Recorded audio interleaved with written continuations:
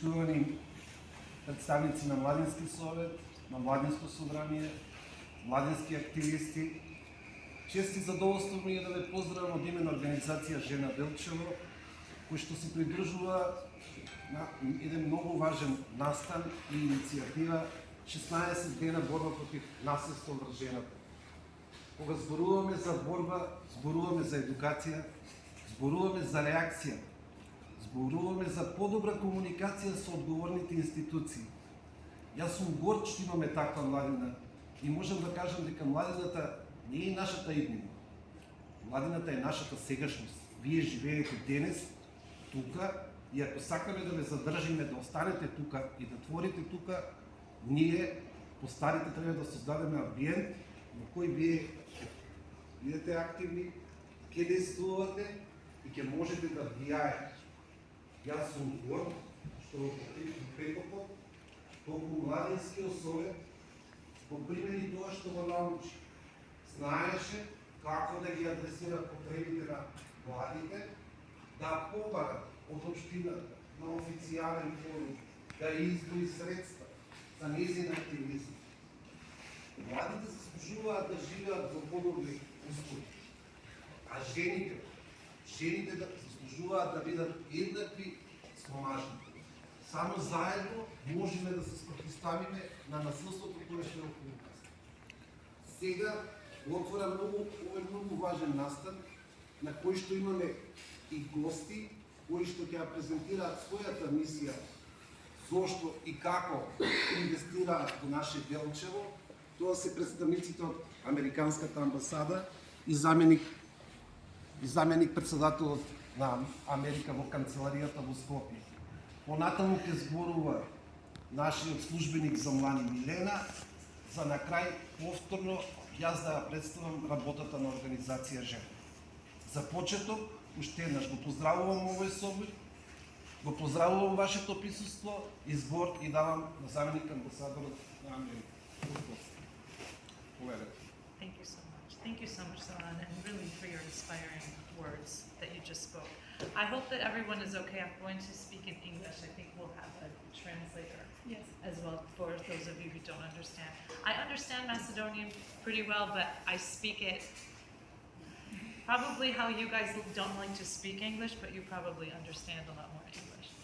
But again, I want to thank you for the invitation to come and join you today. I'm inspired by your words as well, in terms of talking about your future, and not just your future, but this is your current situation and how you need to take control of that future, because you are the ones who have the power to make these changes. We always talk about rock stars of the past who talk about how people over 30, they don't know what they're talking about. We need to take control. And your future is all in your hands. And I'm so happy to see all of you here today engaging as activists in this very important cause. I'm going to read some remarks if I could. As we all know, we're here today to talk about gender-based violence, or GBV. And we all know that this affects millions of lives. We all know that this happens when someone experiences violence because of their gender, and it often targets women and girls, but not always. It can take many forms as well, physical and emotional, or even threats. And it's never okay. As I mentioned before, this is not just a women's issue.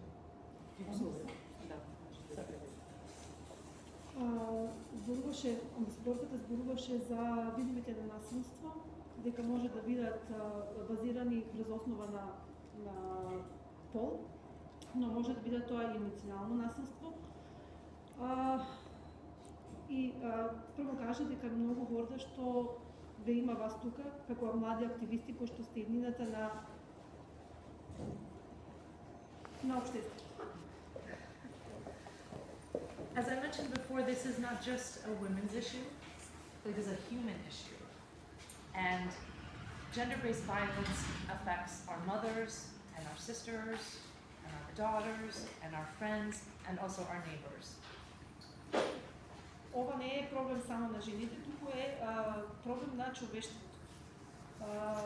Насилството ги опфаќа сите присутни, значи сите што живеат, како жените, нашите сестри, нашите мајки, нашите баби, сите. It impacts families and communities and entire societies. And men also have a critical role to play in standing against violence and challenging cultural norms and for also advocating for change. Тоа влијае врз семејството и врз општеството. Исто така мажите имаат многу голема улога врз да го сопрат насилството и да ги предизвикаат промените. And by working together, of course, we can create a world where everybody, regardless of gender, feels safe and valued and respected. Со работење заедно можеме да создадеме свет во кој што секој ќе се чувствува безбеден без разлика на нивниот пол и нивната националност. But as we said, here's the thing. We all know that in many places around the world, including here in Delchevo, in the municipality, it can feel like gender-based violence is just part of life. Насекаде се чувствува дека дури и овде во Делчево сите мислат дека насилството врз основа на пол е како дел од животот. And sometimes these harmful attitudes or cultural norms make it seem like it's acceptable. Дури се случува да мислиме дека тоа е прифатливо бидејќи има такви норми во општеството. But we all know that it is not acceptable and that it's up to all of us to change those very harmful ideas. Но знаеме дека тоа не е дел од општеството, не е прифатливо и треба ние да сме тие што ќе ги променат тие лоши идеи. And when people experience gender-based violence, they need more than just courage, they need support. И кога луѓето се жртве на насилство, не им треба само да се знае дека тие се жртве, туку да им треба и поддршка. And that's why organizations like Zoran's here and Welcome, I think Women Delchevo, that's where this comes to play. И затоа организациите како организацијата на Зоран Жена доаѓаат до се тука за да може да им помогнат. Things like helping to provide legal help or healthcare services, mental health services, employment. These are the things that provide women victims with the ability to actually find hope. Работите кои што се здравствена заштита, вработување, се работите кои што им помагаат на жените за да најдат надеж. Because no one should ever feel ashamed, as we know, of surviving gender-based violence. It's not their fault, and they should not feel like they are going through this alone. Значи никој не треба да биде здравствен од тоа што преживеал насилство и не треба да се чувствуваат поисоставени. And this organization helps remind us that when communities come together, change is possible. Ова организација не подсетува дека кога заедницата ќе се сплоти, промената е можна. But Zoran and his wonderful team cannot do this alone. Но Зоран и неговиот тим не може да го направат тоа сами. They need each one of us to play a role and to also recruit more advocates. Секој од нас треба да игра улога во организацијата и да регрутира повеќе луѓе. Raising awareness, supporting a friend, speaking out when you see injustice. We all have that power to create this change. Да се подигне јавната свест, да се зборува за проблемот. Сите ние ја имаме таа можност да ја промениме, да ја донесеме промената. All of you here have already taken that important step. Сите Ovde веќе сте го преземали тој важен чек. Simply just by being here today and participating in this workshop, Едноставно што сте тука и што учествувате во оваа работилница. showing your commitment to this very important issue. Ја покажувате вашата посветеност на овој важен проблем. But our work doesn't stop when we all walk out that door today. Но нашата работа не застанува кога ќе излеземе од вратата овде. Right, so let us all remind ourselves to recommit to educating others, advocating for policies that protect the vulnerable people, populations, and also supporting organizations like Women Delchevo. Да се подсетиме дека ние сите треба да допринесеме кон донесување на нови политики, за донесување нови правила во понесувањето кон семејното насилство. It doesn't take big actions. Не треба големи дела. Every action, no matter how big or how small, contributes to a bigger goal of ending gender-based violence. Секој дејство, дали мало или големо, придонесува кон завршувањето, кон ставањето крај на родовото насилство. And again, it really warms my heart to be here today to see all of you here. It gives me also a lot of hope to see such a wonderful group of young adults committing to this very important goal, and I know that there will be some very positive change here. Многу сум среќна што сум тука со вас, со толку ентузијастични млади луѓе кои што сум сигурна дека ќе придонесат да се направи некоја промена. Thank you again for the invitation to be here with all of you today. I hope you enjoy the rest of the workshop and that it's productive and that you have an opportunity to exchange ideas among yourselves with greater understanding and to also just keep pushing yourselves out there. It can be challenging. You're faced against a lot of challenges, whether they're political challenges, cultural challenges, but stay the course, stay strong, and I know that you will make significant changes that will benefit you, will benefit your families, will benefit this community. Ви благодарам што сте тука. Знам дека ќе се соочите со многу предизвици, дали се тоа политички, верски или културни, но останете силни и придонесете кон промената на Thank you.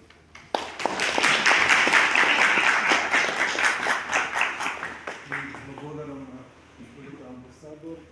Збор давам на нашата службеничка за млади, Лена Багерска, да се обрати на овој значаен случај. Добар ден во мене на сите присутни. Јас сум Милена Багерска, представник од општина Делчево, економист и службеник за млади. Денеска имаме честа да имаме представници од Американската амбасада и ќе наметнеме една многу значајна тема која што влијае многу на животот како и врз младите, така би рекла и врз целата популација. Треба да се обрне големо внимание колку е значајно да се каже не на насилството, без разлика на кој вид на насилство останува збор, дали на физичко насилство, вербално насилство или уште по модерен стил во денешно време електронската комуникација, без разлика дали се работи значи за постови, слики или разговори или видеа, сето тоа треба остро да се осуди, никако да не се заземе страна на да се осудат жртвите, значи секогаш треба да има казна за тој што го нанесува таквиот тип на насилство и да ги сноси последиците, дури би рекла како што веќе во поголем дел од соседните држави се наметна и законски казни, така тоа треба да биде присутно и во нашата земја. Значи треба остро да се осуди секој вид на насилство. Во продолжение ќе имате простор да слушнете подетално за сите типови за насилство, ќе ги стакнете вашите проблеми, исто така за секој вид на проблеми и потреба што ги имате кај вас, што ги поминувате, може слободно да ме обратите мене за комуникација, за разговори, за секаков вид на помош треба остро да реагирате и да се одбраните самите себе, без разлика за каков тип на насилство се работи или доколку некој ваш соучесник, познаник е жртва, треба исто така да пружите помош и подршка, а не да го осудувате.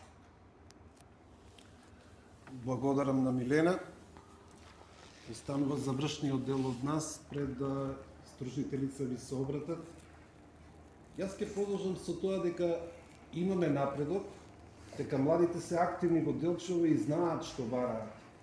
Ама да се договориме за следната година, доколку успееме во тоа што го адресиравме во петокот, не да броиме колку средства ќе оддели општината за активизам на младите да ги адресираат своите проблеми, туку да броиме колку иницијативи младинскиот совет ќе адресира до општинскиот совет и истите ќе бидат прифатени. Значи колку вие ќе успеете заедно со сите нас, постарите, да ја направите промената кон подобро. И која е сега улогата на граѓанскиот сектор? Граѓанскиот сектор е тука да ви обезбеди поддршка. Но дали ние старите или постарите сме секојаш пример за вас? Дали знаеме да премолчиме? Дали тоа што се случува, да речеме, во најголемиот државнички дом, каде гледаме дека има типични примери на насилство меѓусебно, кон жените, навреди. Јас ќе кажам, не сме некој пример и се извинувам од име на мојата генерација. Меѓутоа, као граѓански активисти, сакаме да овозможиме за вие да бидете гласни, вие да направите промена во интерес на вас. За работата на организација Жени, истражувањето што го направи во минатата година, во делот на здравствени права ќе кажам дека жените не се едуцирани, посебно од раневите категории, што е тоа што им припаѓа.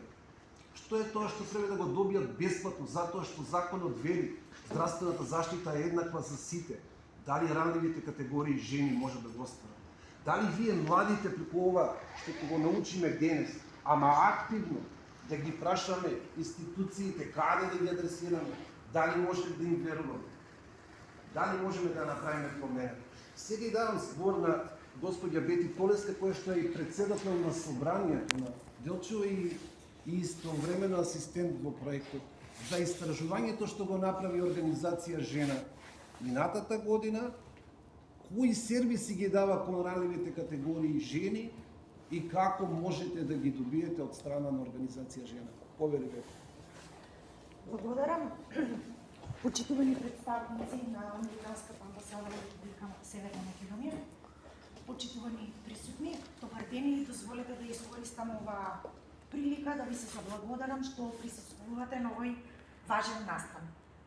За нас е чест и задоволство што имаме можност да разговараме и разменуваме идеи со амбасадата на Соединетите Американски држави и со сите вас кои го поддржувате и го разбирате значењето на нашите активности. Организација Жена е посветена на зајакнување на жените, младите и маргинализираните групи во нашата општина, како и во регионот. Работиме на создавање услови за овие групи да бидат активни учесници во сите области на општественото живење. Нашата работа е насочена кон едукација, информирање и поттикнување на иницијативи и акции кои промовираат одржлив развој и еднакви можности за сите. Еден од нашите најзначајни проекти беше истражувањето на семејното насилство, како што спомна колегата Зоран, во источниот регион. Отфатени беа Кратово, Виница, Штип, Кочани, Делчево, Свети Николе, Пробиштип, Дерово и Радовиш. Резултатите од ова истражување се многу поучни и ја покажуваат сложеноста на овој проблем. Иако постои широко распространета перцепција дека семејното насилство е честа појава, одговорите на испитаниците покажуваат дека оваа тема не привлекува доволно интерес во јавноста. Например, 87,3% од испитаниците сметаат дека најчесто жртви на семејно насилство се жени кои што се во брак. Овој податок е алармантен и јасно покажува колку е важно да продолжиме да работиме на ова прашање, да ја поттикнуваме јавната свест и да ја охрабруваме поддршката за жртвите. Интересен податок од истражувањето е и дека половина од испитаниците не знаат дали би се вмешале доколку бидат сведоци на семејно насилство.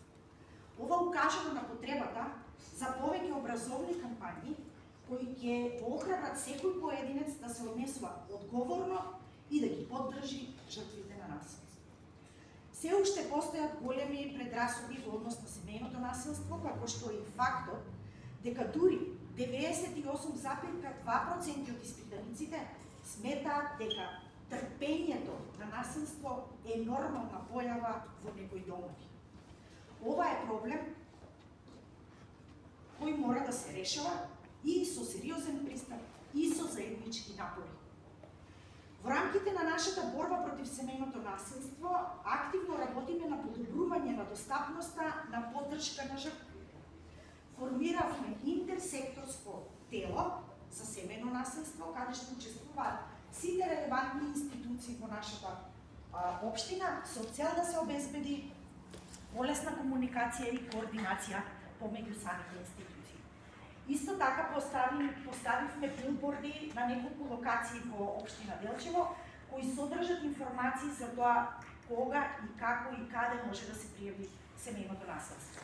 Работиме и на обезбедување на бесплатна правна помош и психосоцијална поддршка за жртвите, што е од клучна важност. Делчево како град кој се наоѓа подалеку од поголемите клинички центри се соочува со проблеми во обезбедување на здравствените услуги, а највеќе на маргинализираните групи, затоа што навистина нема пристап до тие услуги. И сега ние во соработка со здравствениот дом Гоце Делчев Делчево се обидуваме да го подобриме пристапот, особено за луѓето од периферните области, и во моментот работиме на опремување на одделот за очни болести, што ќе овозможи поголема достапност на здравствената грижа, и веќе имаме најава дека до крајот на годинава новопремената очна амбуланта ќе биде достапна за сите. Во исто време работиме и на создавање на нови можности за младите. Разработивме заедно со дел од вас, учествувавте во разработката и градењето на стратегијата за млади на општина Делчево, која што ќе возможи подобро организирање и развој на младинските активности. Формиравме хаб за млади роми, кој што го работи во склоп на нашата организација. Исто така имаме дебатен клуб и клуб за артилизам, кој што исто така вие сте дел, најголем дел од вас е дел од тие клубови. Ова придонесува за развој на лидерските способности и да бидете утре активни учесници во сите општествени процеси.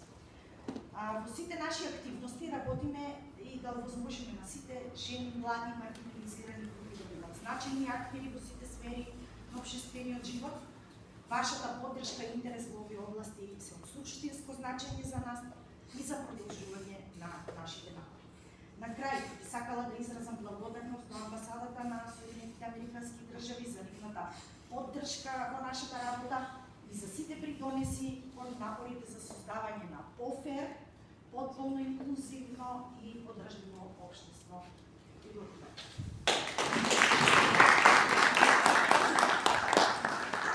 Да продолжиме понатаму со професионалците од МВР и психотерапевтот. Прогласувам 5 минути пауза за кафе и со свежине, потоа продолжуваме. Сега.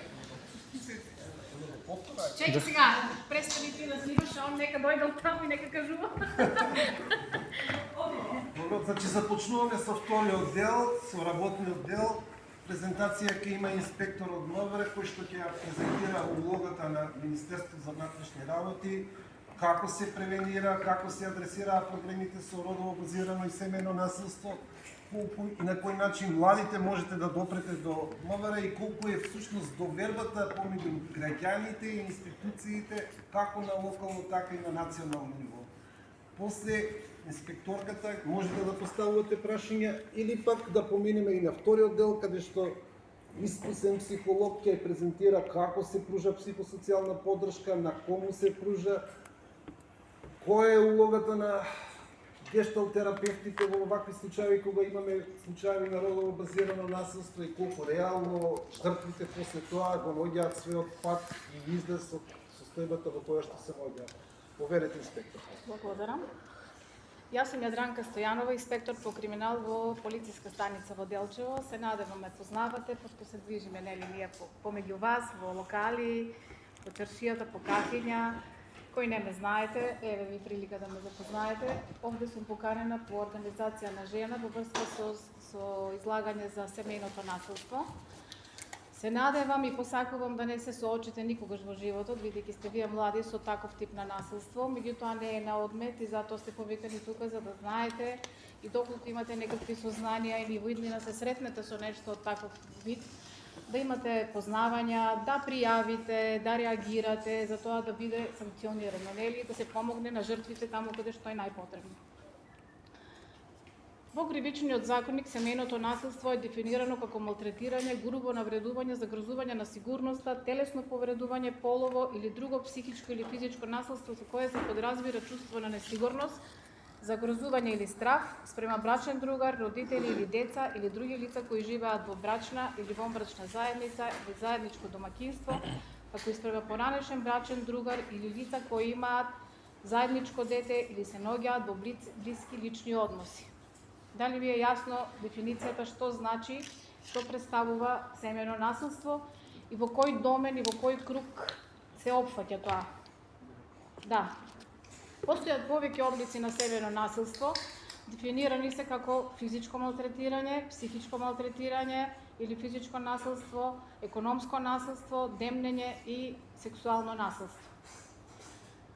Како што бев поканета, во поканата беше темата дека ќе се зборува за превенција и за заштита и спречување на родово базирано насилство. Како облик во семејното насилство, родово базирано насилство е клучен елемент е жената, затоа што несразмерно е погаѓа токму жената како пол во општеството. Не исклучува можноста дека со семејно насилство се вклучени и мажите, меѓутоа многу мал процент е. А зошто, например? Затоа што се смета дека мажот е многу подоминантен од жената, посилен, појак, економски понезависен. Тука се тие патриархалните воспитувања на жената од порано, дека таа е должна да трпи, дека треба да слуша. Мажот е тој кој што ги дава насоките и правилата. Он може да реагира, да крене рака на жената, меѓутоа затоа сме тука да ви кажеме дека како институција, како полициска станица стоиме на располагање и ги штитиме вашите права. И ве охрабруваме. Јас, како што реков, не сакам вие да бидете инволвирани во тоа и да се соочите, меѓутоа можеби некој се соочува веќе, затоа даваме еве храброст да дојдете во полициска станица, да го пријавите настанот, да кажете што е проблемот, па некоја институција да работиме. Начин на пријавување во полициска станица постојат 3 начини на пријавување. Тоа е по телефон, телефонско пријавување, да се дојде во полициска станица да се потпише записник за примање на пријава или да се отиде во друга институција како што се Центар за социјални работи или здравствена институција ако случајно има проблеми некакви физичко насилство, да се отиде во медицински центар од каде што нас по дефолт не известуваат. Кога се случува по телефон, кога се пријавува семејно насилство, тоа е акутно насилство и се случува директно во домот на жртвата и веднаш полициските службеници се должни итно да излезат на лице место, каде што со оглед на состојбата, најпрво што прават е да ги раздвојат жртвите и сторителот, да ги одвојат во посебни простории, да обезбедат информации, да разговараат со нив, доколку има потреба на жртвата да ѝ се укаже помош, нели да се извести итната медицинска помош, ако има мали деца да се потргнат настрана, да се повика Центарот за социјална работа, представници, да ѝ се кажат правата и можностите кои се на жртвата и тогаш се пристапува кон разговор со жртвата и кон сторителот за да се направи таа првична проценка на ризик. Проценка на ризик е основно нешто кое што се прави при семејното насилство, при пријавеното семејно насилство. После од тоа се прави полициски извештај и доколку е неопходно и се оцени кај нас во полициска станица дека има итно и неодложно постапување, се прави предлог до судија на претходна постапка и се изрекува мерка на сторителот на жртвата, а мерката е отстранување од домот каде што живее за да се заштити жртвата, со кој му се донесуваат мерки да не се доближува, да не се заканува на жртвата, да не се доближува во растојание помало од 100 метри од жртвата и да не вознемирува психички или да телефонира, да ја следи и ред други работи. Таа мерка е од 10 дена до 30 дена, а понатака, доколку постојат елементи за поведување на кривично правен настан, се поднесува пријава што се проследува до основното јавно обвинителство и каде се процесуира понатаму до обвинителен акт до судот. Дали е јасно до тука што зборував? Сите си тилтите, имате ли прашања нешто да поставите?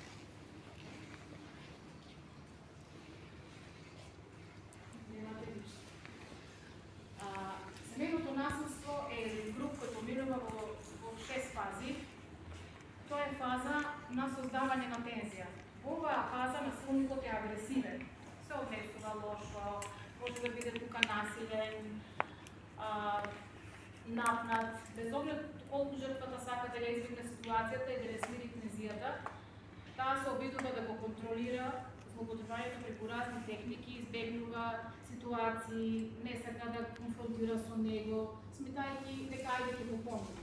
Фазата на контрола е поради физичката доминација на мажот, како што рековме, жртвата се чувствува како под контрола. Сторителот употребува агресија и насилството го и ја заплашува и контролира својот партнер. И после тоа преминува во фаза на каење. Изреагирал тогаш, после се кае за тоа што го сторил. Фазата на експлозија, во таа фаза се случува насилство. Тука реагира, ја малтретира, ја тепа, и може да се случи и како злоупотреба, како што рековме, физичка, полова, емоционална. Фаза на каење во тој случај дека сторителот веќе се преиспитува и дека што може да се случи. Идејќи во тоа може да ме пријави, може да ми настави некој проблем и се обидува да ја купи. И купува подарици, вика те сакам, мила си, каква си онаква и се со тоа да ја намали самосвеста кајна, а она не е како жена, има деца, фамилија, да не трпи јавно осудување од околината, понекогаш и економски е зависна од него, да речеме повала плата зима или се смета за домаќинот. Сето тоа се патриархално воспитување, кој што навистина некаде во некои ситуации има вистина тоа дека жената е немотина, нема каде да иде, нема други можности каде да се помести од мажот и мора да трпи. Во таа е фаза на каење, тука мажот за да биде поубедлив си вели, ќе си направам нешто ако ме оставиш, ќе се самоубијам, ќе си направам нешто, се со тоа за да проработи свеста кај жената и да го сожачи, нели жените се малку по-емоционални, по-крепки од мажот со тоа. Фаза на гонење се труди да ја убеди партнерката дека му треба. Така веќе тука се пристапува кон неа, требаш, не може да живее без неа и сака. Фазата на еден месец е идеална. Живеат, одат на одмори, да почнуваат од почеток, ама тоа трае еден краток период, така што веќе предходната тензија настанува помеѓу нив. Тоа трае еден краток период и дополнително после почнуваат повторно истиот круг, истите фази што претходно се кажа. Страшно лесно. Значи, тоа се фази кои сакам да им ги објаснам за тоа што така се случува и треба да го прочитават, треба да се охрабри, треба да го пријави, треба да се санкционира. Семејното насилство е најмалку пријавено, најмалку препознаено прво, пријавено и санкционирано. Зашто? Затоа што реков, дека се уште се водиме под тие патриархални норми, живееме по средини каде што ќе бидеме осудени од околината, еве ова пријавила, мажот го пријавила, он е малтретира, пак една идена мислење, па зар само ти си тепана, па зар само тебе те удриле, на тебе ли само те нале рака, или други работи. Па едно прашање да не е... Да, може. Имаме ли некоја бројка годишно колку, да речеме оваа 2024 или предходната имаме пријавено во Делчево? Дали е честа појава? Да, не е толку многу да речеме, пошто сме мала општина, немаме некоја статистика на голема бројка, меѓутоа имаме доста случаеви. Што е кај нас специфично во нашата пракса, кога се работи за кривично правен настан до кој се гони по службена должност, поднесуваме пријава до основното јавно обвинителство. Кога станува збор за телесна повреда, во праксата треба да се поднесе предлог од страна на жртвата, кој во најчест случај завршува со тоа што жртвата оди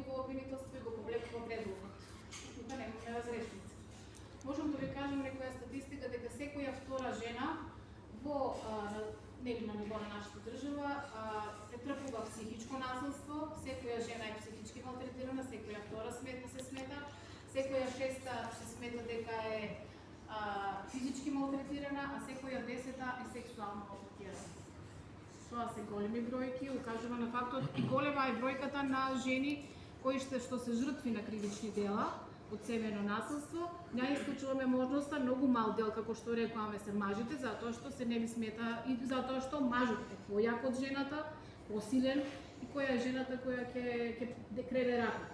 Се случува многу мал дел. Благодарам. Дали има некои прашања од вас? Млади дечиња? Не. Ако нема ништо, јас ви благодарам на вниманието. Ако во случај нешто ви секне, можете слободно да ме прашате.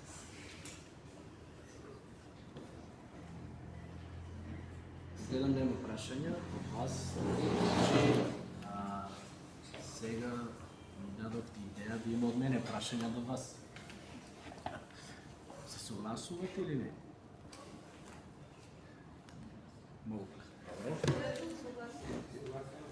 Прво ќе се представам. Јас сум Дејан Буџарски,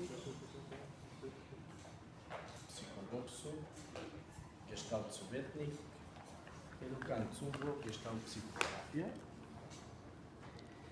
И сега, кога веќе започнав, сакам да ви дадам кратко објаснување што значи тоа гешталт. Или гешталт психотерапија, ќе бидам краток. Самиот збор гешталт е германски збор, кој што во превод значи целина. Гешталт психотерапијата го гледа човекот како целина. Емоционални, психолошки, социјални, физички, средина, се заедно, тоа е целина и така го гледа човекот во зависност од тоа. Дека ако го разгледуваме некоја личност, треба да земеме во обзир неговата емоционална состојба, средината во која што живее, неговите интеракции со средината и така натаму. Исто така гешталт психотерапијата смета дека секој човек има потенцијал, капацитети, вештини, да може сам да се саморегулира и сам да се помогне. Гешталт терапевтот е само тука до него, да му дава подршка, да го води во процесот, одреден холистички пристап. Холистички значи на една рамна основа, да не се гледа терапевтот како некој што се знае, како некој авторитет и дека клиентот кога ќе дојде кај терапевтот треба да му каже што треба да му каже и тој да прави тоа што му вели терапевтот. Не, заеднички преку диалошка основа, преку разговор, клиентот сам да дојде до свесност. Што е тоа што на некој начин го блокира, на некој начин му оневозможува да има благосостојба во неговото семејство. До тука ќе зборувам за гешталт психотерапија, само да се надобрзам на представникот од МПР, веќе зборуваше за семејно насилство. Јас сега сакам со вас да имаме така една интерактивна дискусија. И ќе се навртам малку порано, да гледам порано, бидејќи гледаме од сите млади, убави. Сакам да зборуваме за булинг, за насилството помеѓу младите. Затоа што тоа што до сега го зборуваа семејно насилство, многу порано се случува и тие модели, да речеме на насилникот, тоа е модел на однесување кој тој научил уште во раното детство, а потоа му се указува кога ќе стане возрастен и тоа го демонстрира нормално во домот, работа и неговото целокупно живење. Исто така и жртвите на семејно насилство учат тој модел, што како мали да трпат, да потиснуваат, да си траат, ајде подобро да траат, па да чувствуваат срам. И сето тоа во нивниот развој се одразува и кога ќе стигнат во таа зрела возраст, кога ќе се соочат со некое насилство, се го практикуваат тој исти модел на суѓење. И затоа за мене лично е многу важно со вас младите што почесто да се разговара на оваа тема булинг, тоа е насилството меѓу младите. Јас верувам дека сите сте добро запознаени за оваа тема. Професорката многу добро тоа да го премела како знаење. Но сега сакам од вас така да имаме една интерактивна дискусија. Прво, кој сака некој од вас да ми каже, да зборува по прво лице, како на него да се случи или ми се случува, како тој чувствува кога ќе види насилство или булинг. Дали некој од вас ќе сака да одговори на тоа прашање, да го каже во прво лице како тој се чувствува. Што чувствува? Сака ли некој да одговори?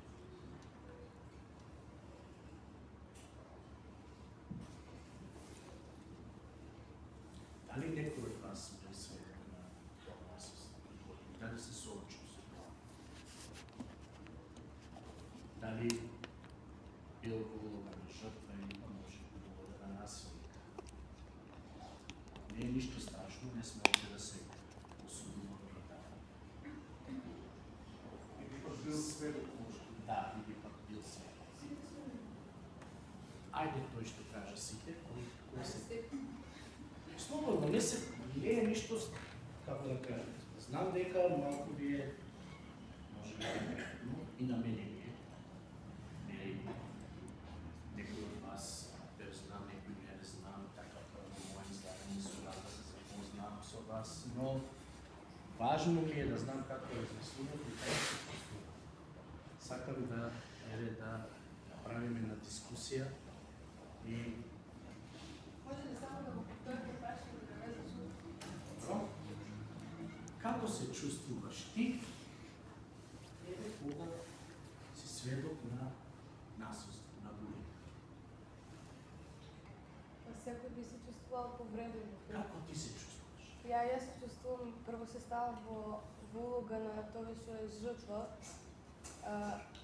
а после и на тоа што е насилник.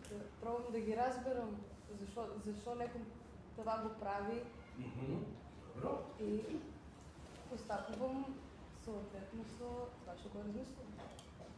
А што размислуваш? Па зависи од ситуацијата.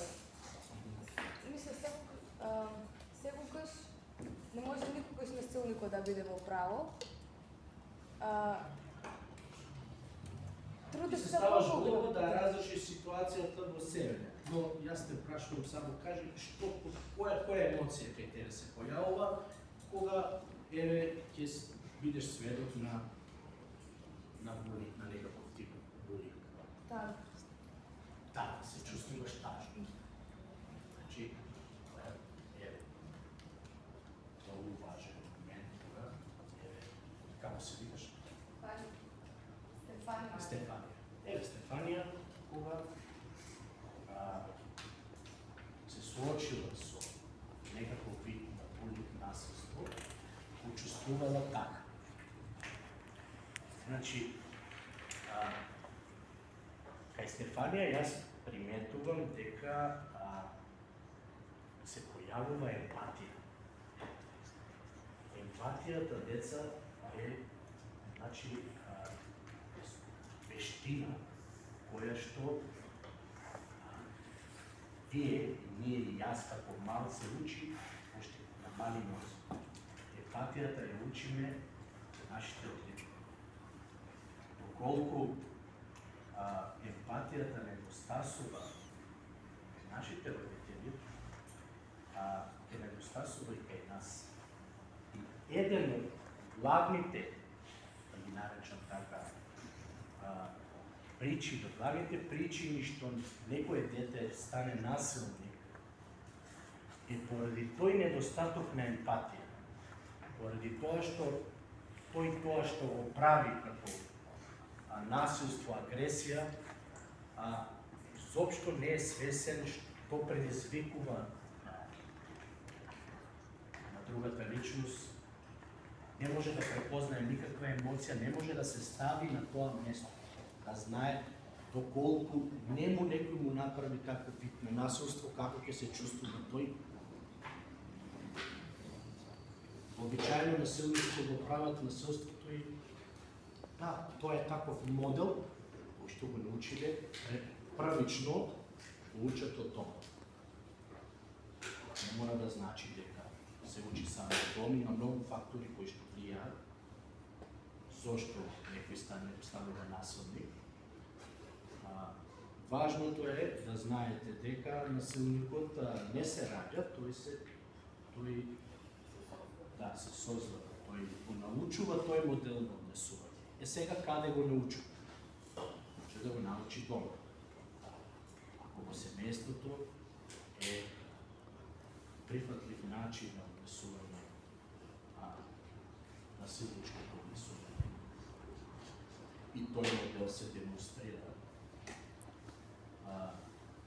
недостасува моделот на емотивна подршка, разбирање, толеранција, сето тоа е создава емпатија, да ги доживуваме емоциите на другите.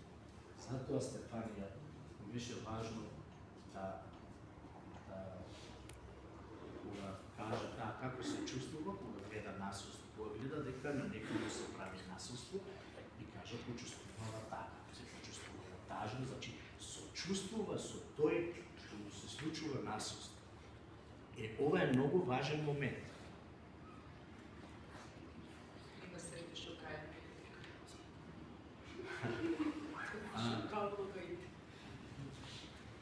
Јас сакам со вас и да направам една вежба, но не знам дали ќе не успее ќе сакате да соработувате, но можеме да направиме една вежба да некој од вас се пријави да биде насилник, друг жртва, трет сведок, четврт да ставиме пријател на жртвата и петиот да биде некој сосема нов кој што не знае што се случува, туку што доаѓа од некаде и не е толку свесен во што станува збор. И да видиме секој од вас, да видиме како се до тоа ќе го доживее и да видиме кои емоции ќе ни излезат на површина и да разговараме за нив, да видиме од каде се појавуваат, зошто се појавуваат, што им кажуваат. Сакате ли да го направиме тоа и да преминеме на нешто?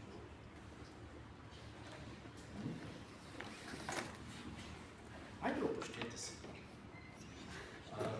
Валери не е тука. Него да ги стрелите, да. Ја ќе ве прашувам во тој контекст додека тие одлучат да се договорат кој ќе учествува. На времето постоеше еден ученик кој знаеше често да врши булинг, во тоа време тој термин не беше познат, меѓутоа од време на време знаеше да малтретира други деца. И сега што се случува? Доаѓа еден кој на исти начин малку погрубо му врати и од тогаш тој човек што вршеше тој ученик стана мирен како бубочка. На што се должи тоа? На што се должи? Значи, јас пак ќе кажам, тој модел не го поддржувам, бидејќи еве во овој случај што кажува Валери, на некој начин тој пак си го потврдува истиот модел, бидејќи тој вршел агресија, но се нашол некој голем агресор од него, го надвладел, го совладал, но што го научи? Да бидеме најасно само, на крај тој што му даде до знаење не вршеше такви работи, само му Тој покажа преминал само од улога на насилник, преминал во улога на жртва. Станал жртва. така. Само тој трансфер се случил. Да. Инаку, до некаде му дал до избор на тој, дека таа улога на насилник да види другата улога на жртва, па тоа нешто да знае да има избор, да прави разлика. И овде малку, можеби тој момент довел до свесност кај насилникот тогаш дека можеби дека има и друг начин, дека не може само тој да биде во улога на насилник и сите да ги малтретира, сега доживеал и ново искуство кој што малку ја променила свеста кај него. И можеби тој момент влијае го. Па и ден денес Но- мислам го познал човекот влијае. Пак не знам, тоа пак е индивидуална работа и треба да се истражи, да се разговара, за да секој си е за себе посебен случај. Не можеме да ги гледаме случаевите некако по една иста кошница и да мислиме дека за сите е исти. Но, што ми беше поентата овде? Значи, тој пак се учи на тој модел на агресија. Значи, недостасува другиот модел, недостасува моделот на емотивна поддршка, на разбирање, на сослушување, на емпатија, тоа што го зборувам, што го кажувавме до сега. И за него тоа е непознато. Тоа е непознато и тој не го ни става на размислување. Тој мисли дека тоа што го прави е борец, а што така функционира дома, каде и да се движи тој модел му успева. Има и друг момент кај насилниците, тие го избираат тој начин поради тоа што чувствуваат некоја несигурност во себе. Имаат ниска самодоверба, не препознаваат во себе некои капацитети, вештини, знања, па да се покажат со тоа, знаете, да бидат прифатени од групата. Нема такви капацитети и затоа го избираат тој начин, тој е полесен, да со агресија бидат прифатени, да со агресија покажуваат, се чувствуваат моќно и на тој начин го градат својот идентитет и доколку не им се спротистави, сега не знаеме како го прави насилството, но доколку тоа е училиште. Значи, во училиштето имаме авторитети, како наставници, стручен тим, значи каде што, па и вие, другите учениците, нема да, мислам, ако реагирате, да известите, да се зборува за тоа, да се спротиставите, да не кажете дека не се согласувате со тој модел, дека може и по друг начин, може и поинаку.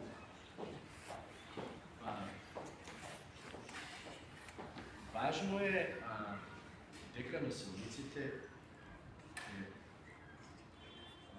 дека тие тоа го научиле и да не бидеме премногу критични спрема нив, туку да посебно стручниот тим, особено психологот, да разговара, да има индивидуални средби, сесии, како со насилникот, така и со жртвата, за да се објаснат последиците од тоа насилство, бидејќи верувате, многу се, за жал, големи последици се јавуваат подоцна во вашето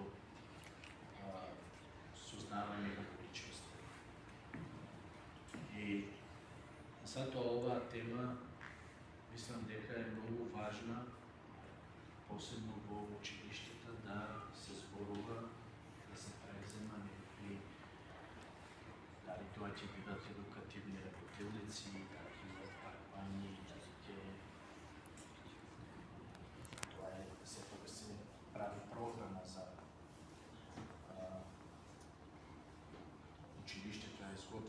програмата во која насока и како ќе се грижи за менталното здравје на учениците, пак и на наставниот кадар.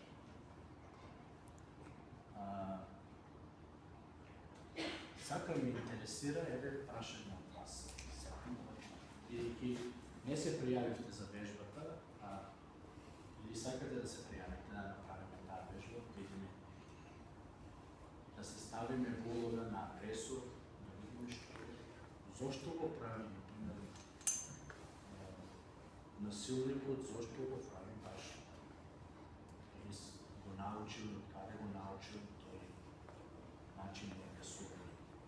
Или жртвата, зошто се чувствува по тој начин, што се случува со неа, како тоа се одразува по... Еве, јас се пријавувам за агресор, кој се така што Ти требаше да избереш.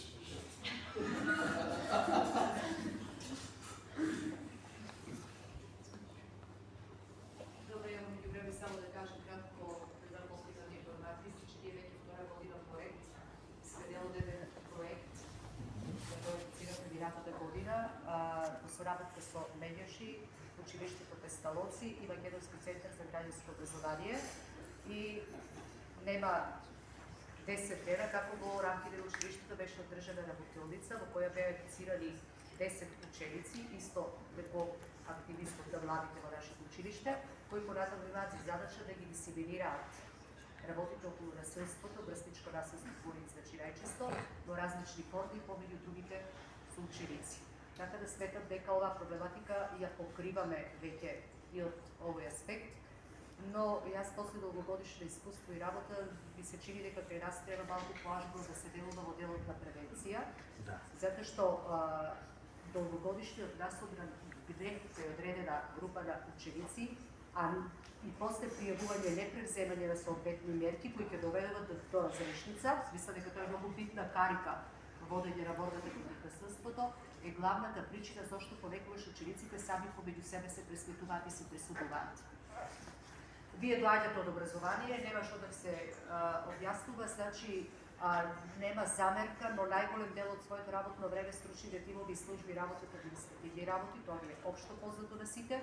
Треба дефинитивно да се станеме реално на проблемот и да знаеме дека на делот на превенција треба да се работи предуго, бидејќи особено во последните 5-6 години во училиштата под влијание на секупните случувања во државата, фрустрираноста, анксиозноста, агресивноста кај децата е во порас. Точно дека домот и семејството ја игра главната улога, но добар дел и од адхок ситуациите или случаите покажуваат дека кај децата долго натрупан гнев доведува и произведува таков вид однесување. Различните видови на насилство покажуваат дека кај нас во училиштето ние правиме еднократно истражување. Не се доложи на физичко, психоемоционалното многу тешко се открива, многу тешко се потврдува и затоа немаме некои релевантни податоци, меѓутоа во поново време значи заедната скоството е општо присутна тема, со која нека говориме да научиме правилно да се справуваме. Мислам дека тоа ќе биде еден од главните проекти идеи кои ќе ги разработиме на нашите работници во рамките на овој проект. Инаку тоа се едуцирани деца сите тука што се пред вас, значи сега сте малку болчеливи, не знам од кои причини, меѓутоа деца со капацитет, со потенцијал кој што верувате дека во секој може аспект да имаме одговор и решение, а и желба за надоградување на капацитетите за справување со насилство секако. Се согласувам потполно со вас, професор, ке тоа што спомнате се стои на место, јас доаѓам од образование, сум бил таму, сум образовен асистент. Точно е дека, точно е дека стручните тимови, мислам дека не по нивна вина, не наметната повеќе административна работа, сето тоа допринесува до недоверба до стручниот тим од страна на учениците, а од друга страна пак насилниците се охрабруваат. Тоа е најлоша комбинација. Кога не се реагира соодветно, значи тој се прави насилство, нема никакви реакции, тоа му дава мотивација и охрабрување да си продолжи. Но тоа нешто и тек како ќе му се одрази во неговото растење, развивање како личност, но важното е да се превземат мерки, да се јагнат и капацитетите на случаите тимови, да се доквалификуваат и да едноставно вие учениците, кога сте во училиште, да се чувствувате слободни, безбедни, слободно да се изразувате, да имате без разлика каква потреба имате, да знаете дека вратата на стручна активност секогаш е отворена за вас за било што. Дали има некое прашање од вас? Себе е јасно? Некој може би баш примерно што може би преживеали или сте били сведок на нешто, може да го разработиме пак тоа. Ja ne kažem ispred iskustva, moram da stoje za tipično za to. Iznenadува некои податоци од случаите, не се извинувам така што мора да отпозади да. Значи, зачудува податокот што во последно време во рамките на мојата соработка со институциите од општината кои што се поврзани во возраста, воспитувањето и одгледувањето на здрави личности кај младите, интересни информации добиваме за ученици кои во училиштето покажуваат сосема друга личност од тоа што е надвор од училишните среди, во поглед на агресивно однесување. Значи, кога полицијата ќе дојде и ќе побара податоци за одредена категорија на ученици, најверојатно заради прекршок, заради тепачки најчесто меѓу младите, тука влие сигурно и алкохолот, ми се чини дека и тука многу треба да се одигра комплетната тоа што викаме гешталт ситуација во рамките на локални услови, затоа што ако тој ученик во училиштето нема покажано ниедно дрско, безобразно или било кој вид малтретирачко однесување, како може да кулминира тоа со тешка агресивна ситуација на тепачка која што го повредува другото лице до брза помош или до потреба од медицинска интервенција. Значи, најверојатно и алкохолот си го прави своето, така да, оно што викаме примерната социализација во семејството, да, и учење на модели од родители или други авторитети, меѓутоа светам дека и сите други летални услови и состојби ја подигаат таа напнатост, фрустрираност, самото зрачење од технологијата со која што постојано го поминуваат времето, се тоа си го прави своето, да, не е чудо во колко веќе се можете да видите насилник. Тоа станува збор за лице кое што буквално кој ќе ви кажам кој треба да го повикаш и за кој станува збор. Јас сум барем изненадена.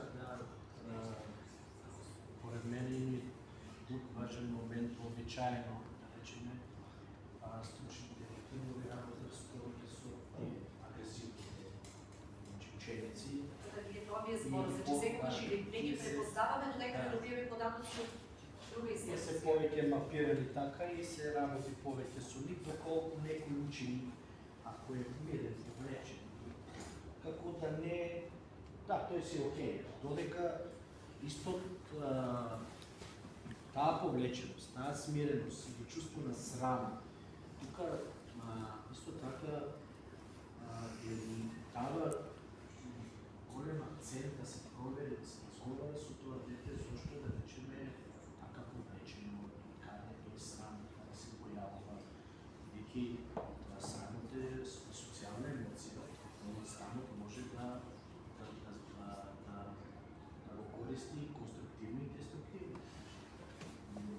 Треба да знаеме, јас како стручно лице да разговарам со тој ученик и да неговите емоционални и социјални капацитети и да видам таа емоција, зашто се појавува и како ја користи, кој начин ја користи.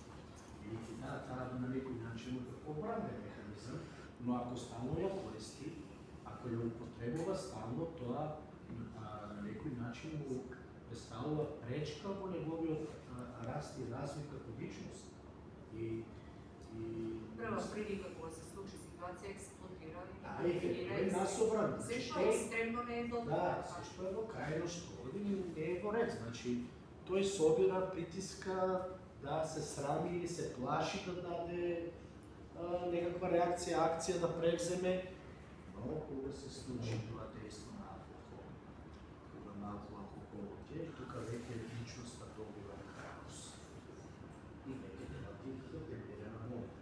И такви личности, точно во некои случаи ќе си речеш, значи, што се случува, значи, нема шанси тој така да реагира. Тој баш поради тој насобран гнев или тоа што на некој начин го притиска, не превзема акција, не се соочува, едноставно го собира во себе и на крај тоа експлодира и се случи кој не сака на работа. А за сето тоа е потребно да се разговара, да се истражи, да се види од каде доаѓа, зашто се чувствува така, што има многу работи, секој индивидуално, но важното е вие да се похрабрувате, да зборувате и кога чувствувате потреба, тоа да го споделите, да разговарате со, ако се работи во училиште, со стручниот тим, психологот, слободно, отворено, бидејќи доверливост од информациите на високо ниво, тоа се останува помеѓу вас, а корист од тоа, верувате, многу голема. За мене нема прашање, за тоа што ви точно кажахте, така си не може да се праша. Jednostavno и вие инспекторот го објаснихте се. И сметам дека ние немаме прашање, поради тоа што се добро објаснихте. Се ви е јасно, да, добро. Тоа што го зборувавме, вие го процесиравте, го разјаснивте во вашите глави, знаете зашто станува збор, знаете на што да обрнете внимание и баш ми е било за тоа. Се надевам во иднина ќе имаме повеќе средби. За мене е важно да се зборува за менталното здравје, посебно за вас младите, бидејќи тоа како се одразува после во вашиот понатамошен развој, бидејќи вие сте сега во процес на самоопределување, на градење си ваши индивидуален идентитет и така да на некој начин се во фаза на експериментирање, пробавање од се и прифаќање тоа што ви го сметате дека е добро за вас да го прифатите, и да се создадете своја идентичност ваша. Така, благодарам за вниманието. И на крај да го прашаме организаторот на што присуствувавме денеска, еве како една изјава додека се тука учениците, повелете. Значи, ова е едукативна работилница, придонес 16 дена борба против насилството кон жените, меѓутоа не застануваме тука, утре имаме дебата каде што млади ќе дебатираат. Денеска беа можеби малку помалчиливи затоа што беа тука да научат. Меѓутоа јас верувам дека младите се гласни, ќе бидат гласни. Уште еднаш да кажам и дека на самиот настан учествуваше и заменик амбасадорот од Америка во канцеларија во Скопје, кој што дадува исто придонес кон оваа работилница и кои што се наши редовни поддржувачи. Не застануваме тука, бараме младите да бидат активни, младите да ги носат промените за достоинствен живот, за живот наеднаков и успешен за сите граѓани во Делчево. Благодарам.